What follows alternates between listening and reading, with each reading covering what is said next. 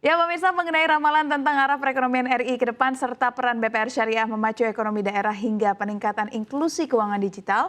Saat ini sudah bergabung bersama kami di studio CNBC Indonesia Bapak Alfi Wijaya, Ketua Umum Perhimpunan Bank Perekonomian Rakyat Syariah Seluruh Indonesia atau Himbarsi. Selamat siang Pak Alfi, apa kabarnya? Selamat siang Mbak Saf. Terima kasih sudah hadir di studio CNBC Indonesia. Siap. Baik Pak Alfi, menjelang akhir tahun 2024 ini bagaimana evaluasi Pak Alfi terhadap perkembangan industri BPR Syariah di tanah air? Ya, secara umum Mbak Saf, memang industri BPR Syariah tidak terlepas dari industri perbankan yang bisa dikatakan challenging. Tapi alhamdulillah data dari statistik BPR Syariah dari Bank Indonesia maupun OJK menunjukkan pertumbuhan aset masih di level 7%. Pertumbuhan pembiayaan 10% dan pertumbuhan dana pihak ketiga di level 12%. Dan ini kurang lebih 2 kali lipat dibandingkan pertumbuhan yang ada di BPR konvensional. Jadi kalau di BPR konvensional itu rata-rata 5-6% pertumbuhannya, kalau di syariah itu sekitar 10-12%.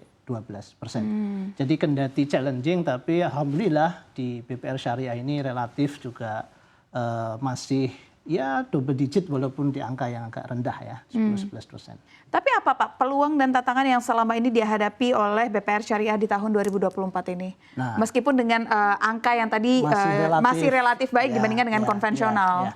Begini, jadi kalau bicara peluang dan tantangan, sesungguhnya tahun 2024 dibanding 2025 ini kami melihat masih masa transisi ini ya. Karena lingkup global juga masih dalam situasi ya geopolitik yang masih belum stabil, kemudian di China maupun Amerika juga ada situasi yang juga mesti kita lihat lebih lanjut, Donald Trump dan seterusnya. Nah, ini secara tidak langsung juga mempengaruhi di internal. Nah, kalau turunkan di BPR, sesungguhnya memang peluangnya adalah sekarang ini dengan pemerintah baru, ada program misalnya rumah subsidi dan segala macam. Nah, ini di sektor BPRS itu kolaborasi dengan Bank Umum untuk masuk ke sektor itu bisa terjadi lebih baik.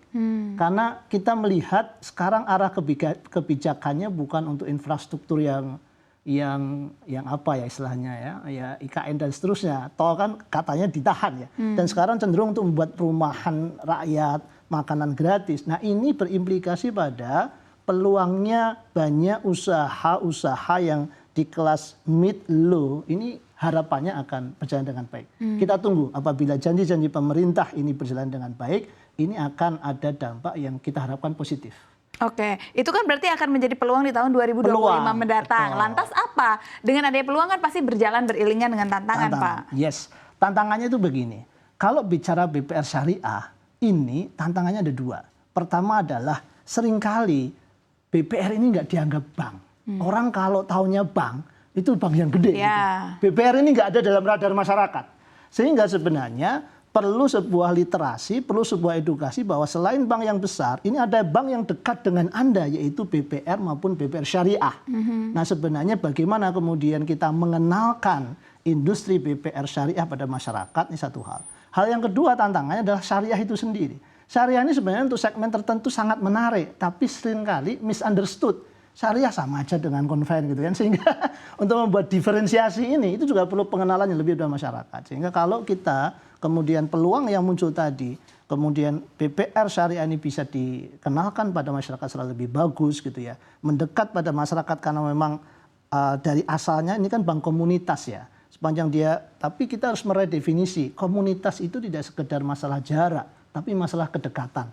Nah, ini yang sebenarnya perlu didekatkan lagi kembali BPR syariah ini pada hitohnya sebagai bank komunitas, tapi harus diredefinisi, tidak sekedar kedekatan jarak. Sekarang ada teknologi dan seterusnya, mestinya dia juga semakin bisa mendekat. Nah, kurang lebih itu tantangannya. Sampai dengan saat ini ada berapa banyak Pak jumlah BPR syariah yang menjadi anggota dari Himbarsi dan biasanya ada di wilayah mana saja? Ya.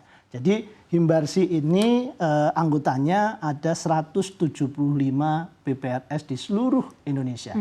Nah, anggotanya sebenarnya tersebar, tapi memang paling banyak di wilayah Jawa Barat dan Jawa Timur, terutama Jawa Timur ya, kalau di BPR syariah ini. kita memiliki anggota sekitar 40-an di Jawa Timur, kemudian di Jabodetabek ini ada sekitar, Jabodetabek ini berarti ada area Jakarta, Banten sebagian, dan Jawa Barat ya, ini ada sekitar 30-an, kemudian di Jawa Barat ada sekitar 20-an, kemudian di Sumatera Barat kami punya DPW itu anggotanya 14. Jadi itu penyebaran yang besar, ada juga di Lampung, di Aceh cukup besar ya, sekitar 15-an BPR Syariah. Oke, 15 berarti sebenarnya masih tersebar di Sumbar, Aceh, Jabodetabek, Jabar, dan Jatim, belum berada di wilayah Kalimantan. Lampung ada, Bengkulu ada, Rio Kepri ada, Kalimantan satu pulau itu baru 3 BPRS, jadi belum banyak. Kemudian ada di NTB kita ada 3-4 BPRS. Kemudian di Ternate, wilayah sana ada sekitar 3 BPRS, di Sulawesi ada sekitar 8 BPRS. Jadi sebenarnya sudah tersebar, ya yang belum ada, dulu pernah ada di Papua, tapi tidak bertahan. Iya, tidak bertahan. Berbicara tentang BPR yang tidak bertahan, sekarang pun banyak sekali BPR yang dikabarkan tutup. Nah, bagaimana Himbarsi ini bisa memperkuat tata kelola yang baik di industri BPR syariah ini? Ya itu sebenarnya tantangan internal. Kalau tadi saya lebih bicara tentang tantangan eksternal, bagaimana masyarakat mengenal BPR syariah, tapi tantangan internalnya tepat sekali Mbak Saf sampaikan, ini mengenai tata kelola. Jadi pernah suatu data kita lihat bahwa BPR atau BPRS yang ditutup itu lebih dari 90% itu isunya adalah tata kelola yang tidak baik. Sehingga secara internal memang bicara tata kelola ini bicara 3 hal, Mbak.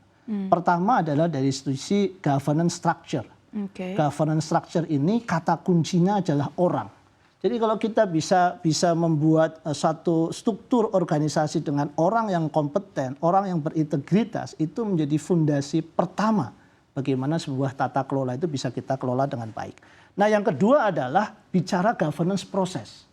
Governance proses ini kata kuncinya adalah terkait dengan bagaimana kita bisa membuat SOP, membuat kebijakan, membuat prosedur yang betul-betul dijalankan dengan baik oleh BPRS. Nah, yang ketiga adalah kita bicara tentang governance outcome, yang ujungnya adalah bagaimana BPRS ini bisa membuat satu transparansi kepada publik tentang BPRS-nya, seperti apa kelolaannya, bagaimana aktivitas yang dilakukan, ini berupa pelaporan-pelaporan pada masyarakat. Nah, 3 pilar governance structure, governance process, dan governance outcome ini harus dilandasi dengan governance komitmen.